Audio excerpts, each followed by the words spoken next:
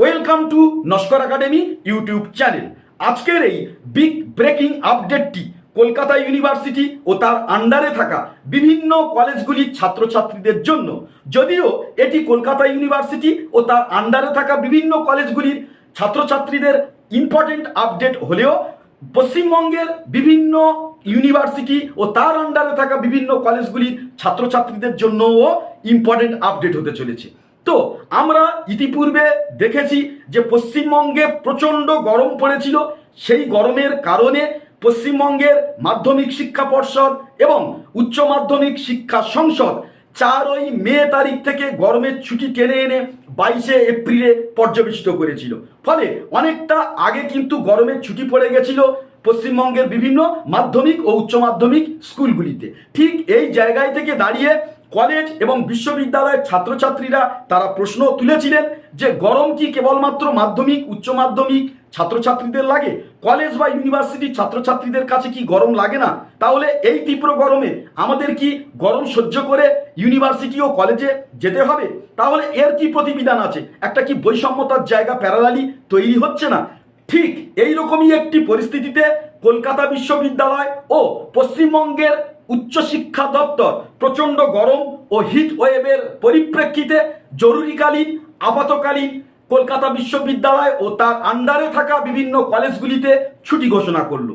তো কবে থেকে কবে পর্যন্ত কলকাতা ইউনিভার্সিটি ও তার আন্ডারে থাকা বিভিন্ন কলেজগুলি ছুটি থাকবে?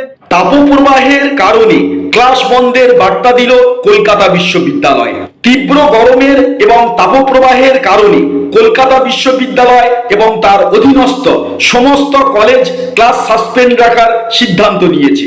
মঙ্গলবার প্রকাশিত বিজ্ঞপ্তিতে জানানো হয়েছে আগামী 2 মে থেকে 11 মে পর্যন্ত সংশ্লিষ্ট শিক্ষা প্রতিষ্ঠানগুলিতে ক্লাস সাময়িকভাবে বন্ধ থাকবে।